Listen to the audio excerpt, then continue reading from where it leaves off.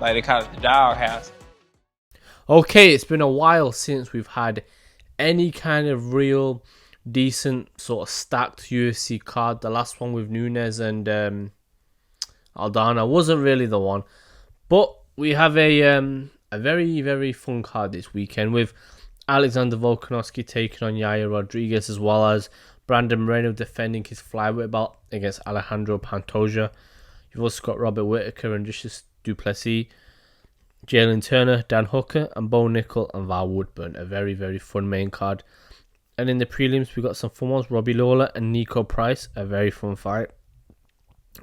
Jimmy Crute and Alonzo Mainfield, decent fights. And then wouldn't really say anything that stands out to me in the early prelims, but I think the main card's very good. It's a fairly stacked main card with a lot of fun fights, I think. I'm going to focus, as usual, on the 3 fights in the main card, the 2 title fights, as well as Whittaker, Du Plessis. But going into some of the other ones, Bo Nickel and Val Woodburn. Val Woodburn 7-0, Bo Nickel 4-0. Bo Nickel has usually been very impressive thus far, shown his wrestling, but again, he's early in his career, so they're not going to give him anybody who really can pose him a threat. But it's good, it builds up his resume.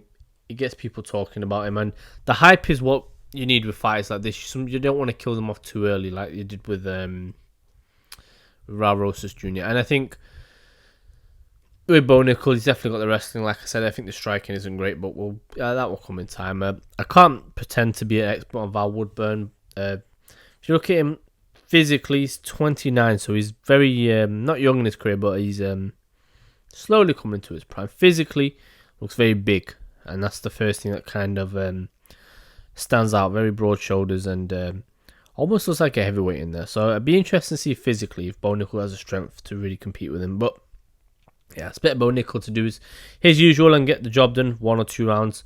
I think gets a submission, and I think we'll get that one. Jalen Turner and Dan Hooker is an interesting one. I really like Jalen Turner, very long, and Dan Hooker also very, very long. 155 Dan Hooker, and I think he should stay there. Don't go back to featherweight. You're too big for that weight. You're killing yourself. And against guys like Arnold Allen who can hit hard, it wasn't smart for him to take those type of fights. But a good fight though, Jalen Turner and Dan Hooker. I personally will go with Jalen Turner in this one. I think he's got this sharper striking, and I think even though Dan Hooker trains with Adesanya and the likes of Volkanovski, he doesn't really have the same sort of striking arsenal that those guys do. And I think he'll be a very not a confident win. I think Jalen Turner will have a tough fight in his hands, but I do think he will just sort of do enough just to outpoint Hooker. Maybe knock him down once or twice, but I don't think he'll knock him out. I like Jalen Turner. He's got a lot of talent. Wasn't able to show it in his last fight, but he's certainly somebody who's on the rise, and I think he definitely will be an interesting one to watch out for at lightweight.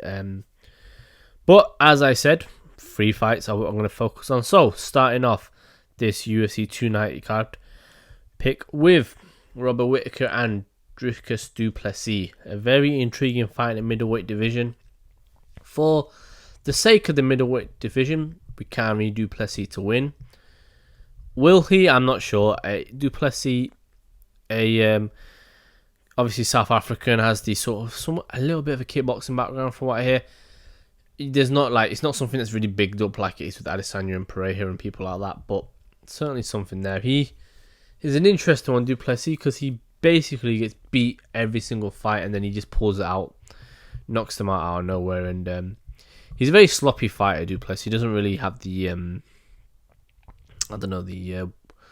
feels like his balance is just all over the place sometimes watching him in there, but he's winning fights and he's not looking great, but he's been able to get the job done. He's a little bit like Derek Lewis in that way, and he certainly has power, and I will say that he has very nice straight shots, which I think you got to watch out for, but there isn't really much, I think, with Du Plessis. That skill set wise, he looks amazing. This fight really it's a big one because for Whittaker, he's beaten everybody bar Adesanya. Him and Adesanya, maybe with what Adesanya did with Pereira, it feels like it's given a lot of people life. Maybe you can see Whittaker and him again, but same thing would happen. But yeah, I don't know what Du Plessis really can do to Whittaker. To be honest, Whittaker's very elusive, so sharp. He looks so good against Vettori. Maybe if Whittaker's injured or something happens, he can pull off. I just don't know.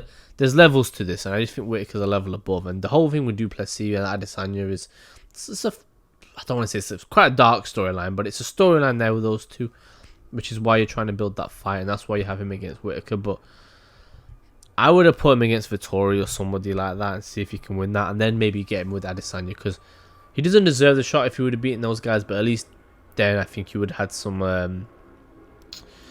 I don't know. You would have had a bit of an excuse, I guess. Like they gave Pereira the shot after beating Strickland, which again not really deserving, but because of the storyline, you let it go. And I feel it may get a bit Khabib McGregorish if those two fight, Du Plessis and Adesanya, because a lot of very sensitive stuff going on there. I'll say with the whole Africa, one being African or both being African. One may be saying the other one isn't African, even though he didn't really say that, but you can see why it's interpreted that way. Very dark stuff, but even though it's the fight game. And in my prediction for this fight, though, I don't see Du Plessis doing much to Whittaker, to be honest. I just think Whittaker's too spry for him, and I think Whittaker will pick him apart. I don't think he'll make any mistakes like guys do. Du Plessis, when he goes for takedowns, sometimes he just falls into them sometimes. It's very... he's a sloppy one. He has that, I don't know if it was his nose or his eye. Something was just messing him up with his breathing. He tends to kind of let guys gas out and then beat them. I mean, Darren Till, the same thing happened with what happens with always with Darren Till, where he's doing alright up until he isn't, and then it just capitulates. But I don't know. I don't see him doing anything to Whittaker, though.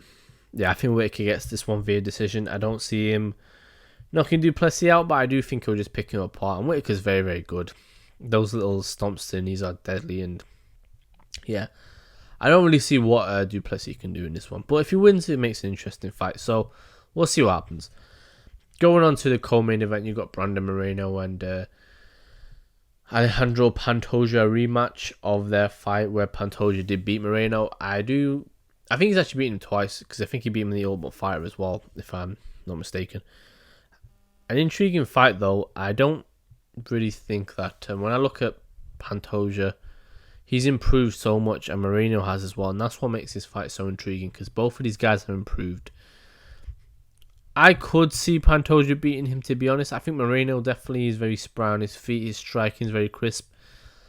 On the ground, I'd say they're quite even. I think maybe Pantoja has a slight edge, but on the feet, Moreno's definitely improved, and Pantoja has a powerful overhand right. And again, they're both improved, and I think I could see this. This is a very close fight, and I think either way you pick isn't bad. But I do think with Moreno, he has moments where he'll trade with you, and that's where you can kind of drop him. And I think if you're Pantoja, you force Moreno into a war, because I think if you get Moreno to play your game, that's when your chance can come to knock him out or knock him down or do whatever. Because as good as Moreno is, he still has weaknesses. He's improved so much as a fighter, but ultimately every fighter still has the deficiencies that you can eliminate, but you can't, or you can, I don't know, a sort of lessen, but you can't completely eliminate them. There are always going to be there, and I think Moreno does have a tendency to sort of get wild. And Pantoja is a guy who always comes forward. He was able to back Moreno up in their first fight, and he's obviously improved so much. Moreno, his striking's a bit better. Physically, he's a lot more stronger, I think, as well now at the weight. Yeah, Pantoja's obviously, I think, just a better fighter now than he was as well. But Moreno definitely has improved. He's a champion now. I think the confidence is a big thing, and he's now got that sort of championship thing where I think he believes in himself more, and I think it's a big thing. However, in this fight, I do think it's an intriguing one.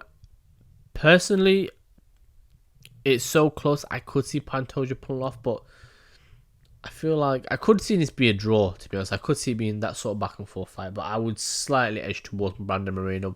He's a champion for a reason. I think he'll be smart enough to sort of stay on the outside. I think that's his game, going on the outside, sort of being the stick and move guy and not playing Pantoja's game. I think if you do that, avoid the power of Pantoja. Don't play with him on the ground too much. I think you should have Moreno should have enough, but if Pantoja wins, I'm not surprised because he's a great fighter as well. But I just feel I feel like Moreno's got enough now to get it done. If this was the Moreno who who drew with Figueiredo the first time, I think Pantoja beats him. But I think now, even if it's the Moreno from the second Figueiredo fight, or not second, the third Figueiredo fight, even the one that Figueiredo won, I think maybe even that Moreno might lose to Pantoja. But I think now Moreno, after his last few fights, he's looked so good, and I think he'll get this one done. So yeah, I think Brandon Moreno retains the belt.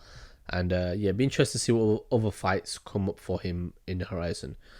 But yeah, I definitely think that Moreno has improved so much as a fighter. And I think because of that, I feel like that championship experience is now coming in handy for him. He's been the distance quite a few times, and he's fought the likes of Kai Kara, France, Figueiredo. He's fought elite competition, so I think now he's definitely coming into his own. So yeah, intriguing to see if he does get this one done, if he can do what Mighty Mouse did or even further. Maybe, I know he's got he's a little bit smaller. Maybe go up a weight to bantamweight. I don't know if it's really the smartest thing at the moment because he is very much in the I think quite fills out quite well at the weight at flyweight. But who knows? In the future, I think it could be interesting. But either way, I think Moreno gets it done, and then we go on to the big one, the main event: Alexander Volkanovski versus Yair Rodriguez for the undisputed featherweight title. Undisputed because Volkanovski obviously is the featherweight champ, but Yair Rodriguez is the interim champ after beating Josh Emmett.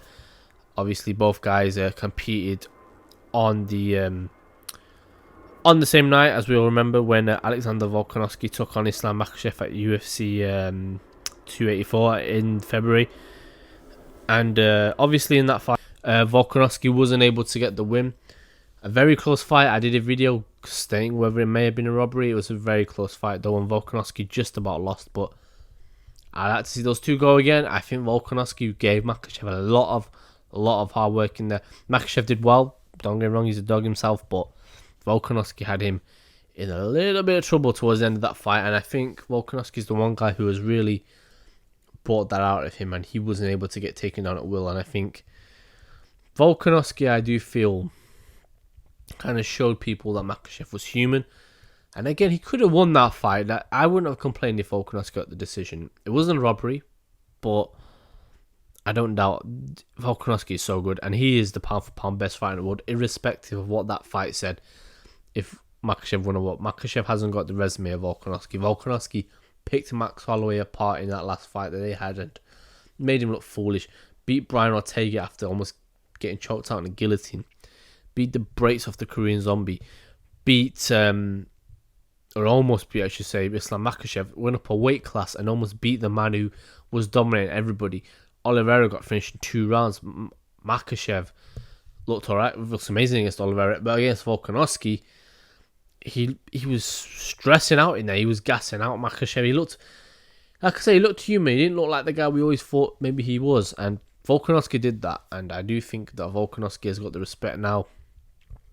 However, I do think this is his hardest defense simply because of who Yair Rodriguez is. Yair Rodriguez performed excellently against Emmett, got the submission, which is not something that we usually see from him. He's obviously such a dynamic striker, 30 years old, so he's coming into his own now, and remarkably actually has the same reach as Volkanovski, which I did not expect.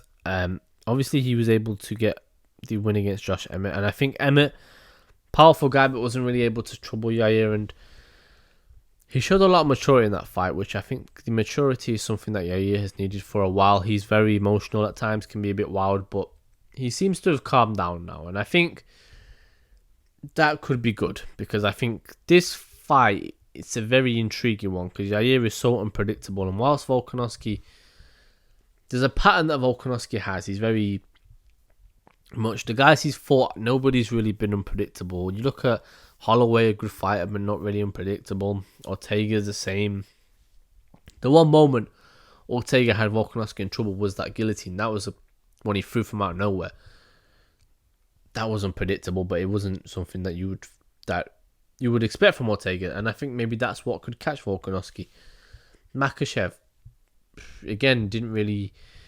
Your classic guy who stood with him and went for the wrestling. There was nothing new with Makhachev that we saw in that fight, and same with the Korean Zombie, Volkanovski's so good, but maybe it's a guy like this who could cause him problems. A guy who's unpredictable like Yair, somebody who has the kicks, who has the striking. It's been going 5 rounds recently and has looked very good in a few of them. So I think they definitely could see Yair causing Volkanovski problems. I do think the Volkanovski's not necessarily heavy on that lead leg, but he definitely is there for Yair to land those calf kicks. And I think Yair's problem will come with when he throws a kick. I could see Volkanovski catching him with a 2-3 punch combination, which I think would cause him problems. And Volkanovski's an expert at moving in and out of range, not getting hit, and he did this really well against Holloway. And I think Volkanovski's at a level now where he's so good, and it doesn't look like it's getting to his head either. So yeah, I think it's an intriguing fight. I do think it's the most intriguing one of the night, and I do think it's so close. Because I could see Yair doing something, but I just feel the experience of Volkanovski will be enough. So I think Volkanovski will get the decision victory. I don't believe Yair really has the... I don't know, I feel like he hasn't got the brain... Not the brain is the wrong word. He's a very smart fighter, but I don't think the IQ is on the same level as Volkanovski. And because of that, I think he'll have enough to get it done. But I do think it's his hardest defense, Volkanovski, because of who Yair is. And these are the guys I want him to defend against. The likes of Holloway, Ortega, Volkanovski, Yair Rodriguez. Would I love to see Zabit stick around, but unfortunately he's retired. Would I like to see him, Volkanovski, maybe against Arnold Allen down the line? He doesn't seem to want to vacate the featherweight belt, so I think these fights will be intriguing. I think Volkanovski's building a very good legacy for himself. If he beat Makhachev, we would have seen him as one of the greatest. And if another judge gave some of those rounds differently, he might have. Like I said, he had Makhachev in a lot of trouble in there, and nobody's done that. And for that, Volkanovski will have a lot of respect amongst all the MMA community. And really, his population actually, even though he lost, went up. And I think it's crazy to... sometimes these things can happen and fighters can gain a lot of popularity even by losses. But yeah, pound for pound best Volkanovski, and one of the best fighters, I think, in the... possibly could be the featherweight GOAT. I think maybe a few more defenses. Jose Aldo is the one for me. I don't know if I would say he's there yet, but you win this fight, you win a few more. If you clear out this division, which there's a few guys still left for Volkanovski to beat, but if you do that, and then if you go out there and get the lightweight belt, you're definitely in the conversation for one of the greats. So, yeah. Amazing fight of Volkanovski and an amazing fight of Rodriguez, and it should be a good fight, this one. I just think Volkanovski will have enough. But, yeah, that's just my my preview for UFC 290. Like I said, it's been a while since we had a good UFC card like this, so it should be a fun one. I will do a review afterwards, as always. And, yeah, UFC 290, I think Volk gets it done. I think Moreno gets it done, and I think Robert Whittaker gets it done. All 3 favourites, and I think all 3 will get it done. So yeah, UFC 290, my preview for it, and yeah, until next time.